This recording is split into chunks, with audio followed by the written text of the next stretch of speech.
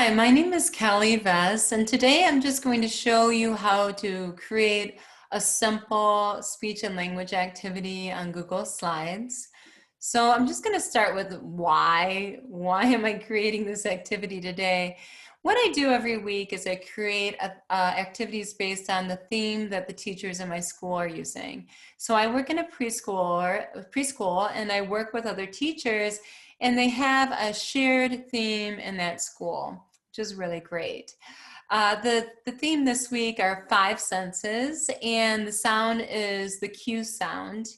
And I also like to focus on, of course, the SQU blends to improve the articulation for children with communication impairments. So we're going to make an activity based on senses and the QU sound today. I'm going to show you how I put together a simple activity. First, I'm going to show you the end result, kind of like a chef shows you a dish at the end, and then they show you how to make it. So this is the simple activity. The activity is the animal loud, a big L sound, or quiet, which is the quiet. The reason this is really good for speech is I like to work on the L's with very young children because many of them round the L's and say wowed instead of loud. And I like to work on the QU sound because the K is very different from the W. The K is a stop sound that stops the airflow, where the W sound is a glide sound in which the airflow glides over the tongue. When you do two very different sounds and you put them together, you have acrobatics in the mouth. When you have acrobatics in the mouth, you strengthen the oral motor coordination, which improves the clarity of many sounds that you haven't even targeted. So I love the QU sound. It's a great blend to work on. So let's start with, this is what the activity is going to look like at the end. I like it because there's a blank slate, so we can talk about the animal that we're going to see. I can give the child hints. I can say, the animal we're going to see, listen to the clues. He has a mane, and he roars like this, roar, and he rhymes with quiet, but he's not a quiet, he's a, and the child can guess. Let's see if you're right. And then I can bring the sound up. Whoa, what's a lion? I'm so scared. And we can talk about the lion. And what's nice about the Google Slides is that you pace it out. And a lot of times the learning occurs not in the WH questions or not in the multi-step directions, but in these moment-to-moment interactions that occur in between. So what I'm going to do here is I'm going to say, is the lion loud or quiet? And the child's going to tell me if the lion is loud or quiet.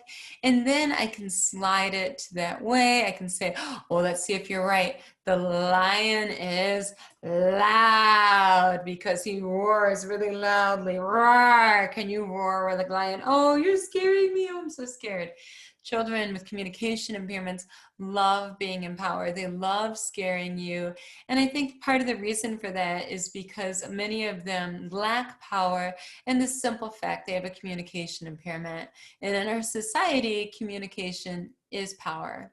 So if you're deprived of something, it's very motivating for you.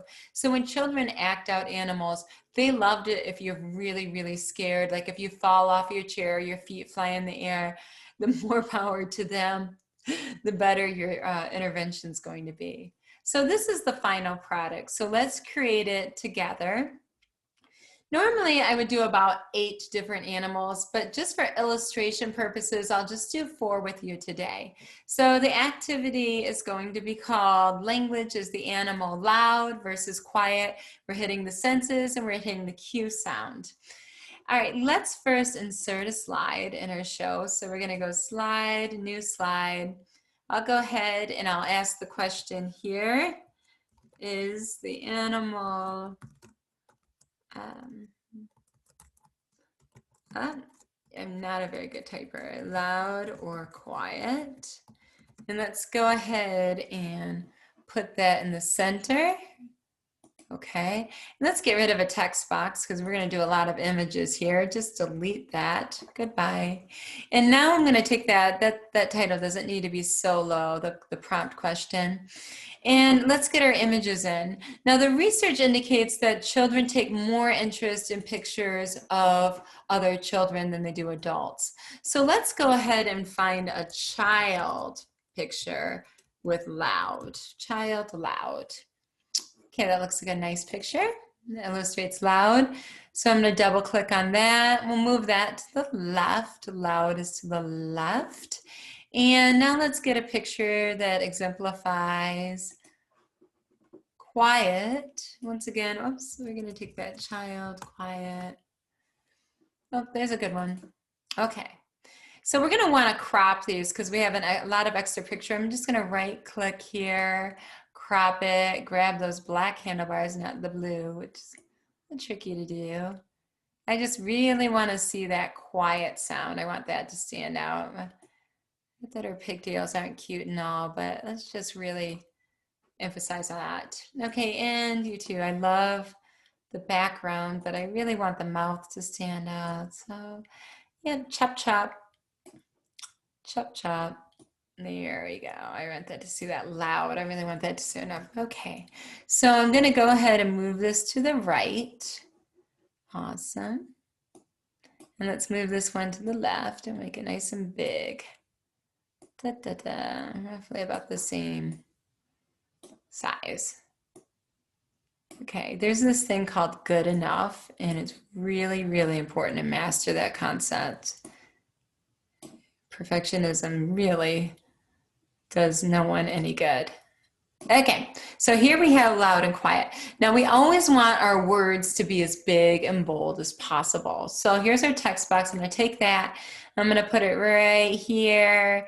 And let's go ahead and write the word loud, but we want the word to be crazy big. So let's go for a font that's like 50, at least 50. Let's make it bold, and let's do, my favorite is Varela Round. It's just pretty. I just like it because the way it looks so good. All right, let's do 55. Whoa, there we go. That looks good. And we don't need the text box all the way over here. All right, so now let's go ahead and let's make this print stand out. We're going to use a highlighter. My color this week for background is purple. I just like to change it up for a little bit of excitement.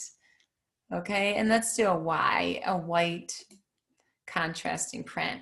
So I'm going to go ahead and duplicate that. I'll say Control D or Command D, of course, if you're using a Mac. And let's go ahead and write quiet in this one.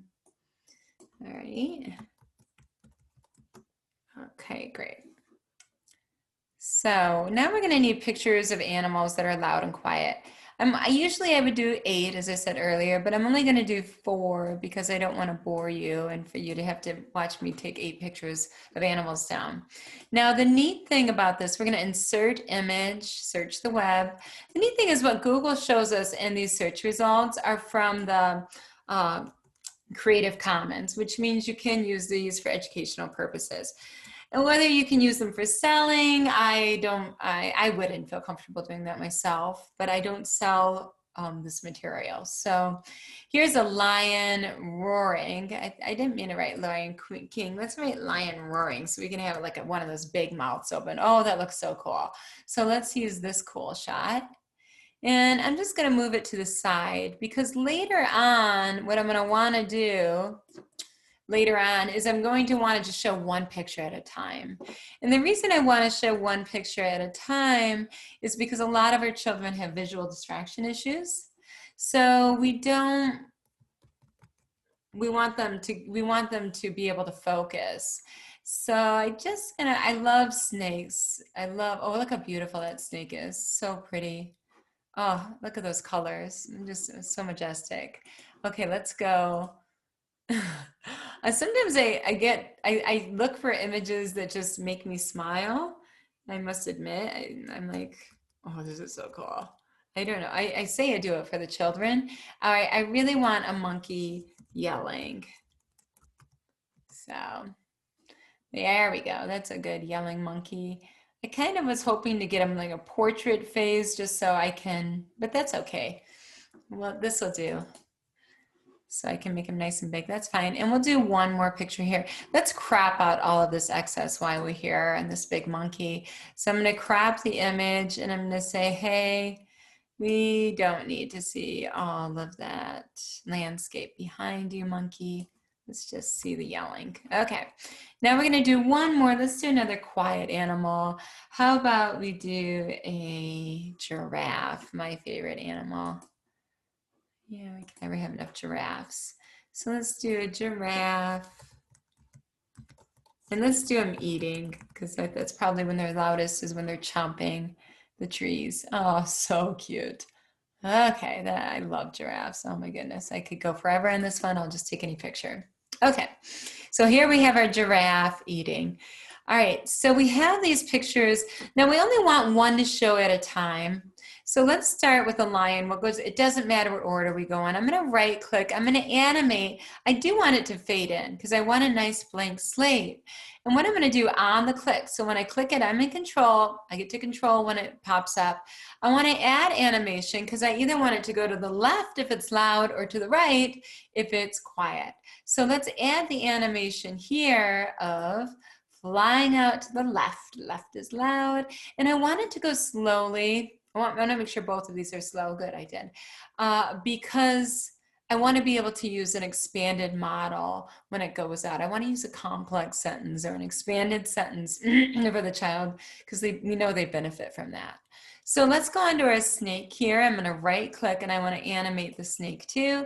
First, I want it to fade in slowly. So it gives it a little drama and a little bit of time to show itself.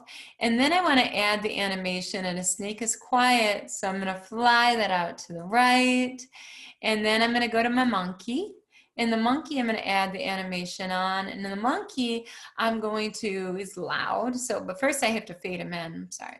Excuse me, I was getting excited. It's going ahead. So he's going to slowly fade in, a little drama for the kids. And then let's fly him out to the left because he is loud. And we always want it slow so we can model complex sentence.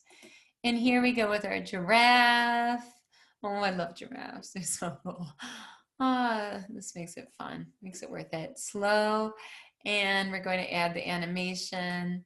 And it is going to fly out to the right because it's quiet on our click, as we get to decide after the child answers the question. So now we're going to go ahead and move them where they belong before we play it. So everything needs to go to the center. I don't care what order it's in. I can take notes later to cheat after I play it one time through. I'm just going to say, I'm in a hurry here. I just want to get this done. So I'm going to make it a little bit bigger to really fill up the space because a lot of the kids we work with love animals. And we know that if children love the reinforcer, they're going to learn more quickly. I lost this one. I'm just going to, oops, which one did I lose? I want it to be bigger. I should have made it bigger before I moved it because now it's lost back there. So that's okay. I'm going to go ahead and make this one a little smaller. Let's crop it. It's a little too wide. So I'm going to grab the black handlebars, not the blue, because then it just gets fussy. Come here, black handlebar. All right. Here's our beautiful giraffe. Uh-oh. I'm going to undo that. I accidentally deleted the girl. Oops. Let's undo it again. Didn't mean to delete the girl. When did I delete? There she is. Sorry. I accidentally pressed on her too. Let's crop this again. And I'm going to grab that black handlebar, pull it in, grab this black handlebar, pull that in, and I press return. Okay, so I have all of my images here, and they're all ready. So it didn't take long at all, as you can see, to play this game, to make this game. Let's go view, present. Let's see how it goes. So I like to do a cheat sheet so I know what animal is coming up, and I write it on a little post-it so I could give them clues, but I'm not sure. So to all of us as a guess, normally I can give some guesses. Now I don't like how small this lion went. I kind of lost him. So I'm gonna just grab my lion back. He's at the back of I'm just gonna go really quickly and make him bigger. It's such a cool picture. It'd be a shame to just have it so small. There we go. Okay, lion, that's more like it. And then I'm going to just go ahead and move. It doesn't matter what order it's in at this point. We'll figure the order out later. We're just going for speed right now. Like, how can I quickly put a lesson together? All right, there it is. And I can figure out what the order is later and to do a cheat sheet. So let's present it. So this is our activity. We can show it. A lion. Is the lion loud or quiet? Okay, and then the child would answer, and then we can use a complex sentence.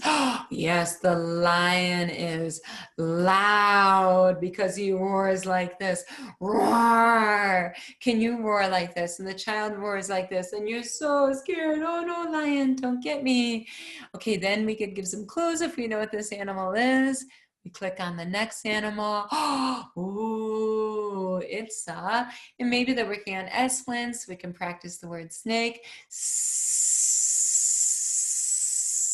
Snake.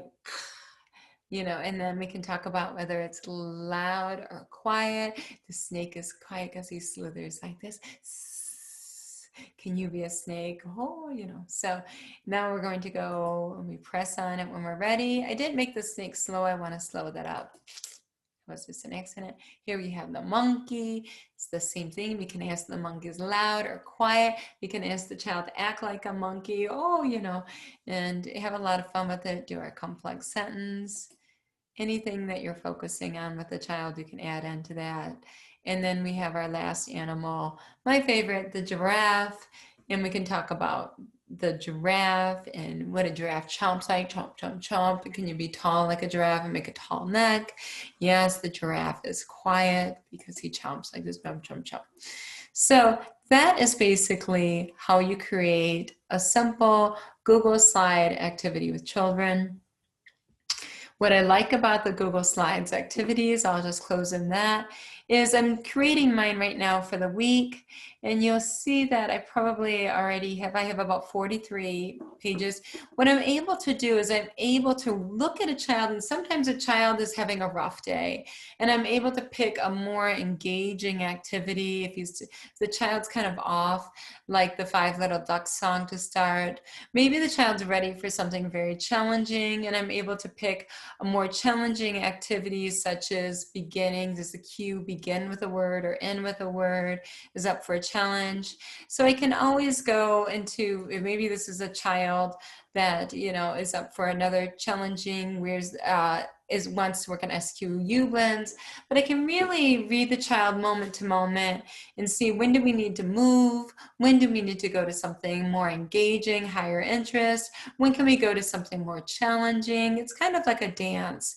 And I really like that about Google Slides. You don't have those transition problems in which you're looking for something off of your desktop.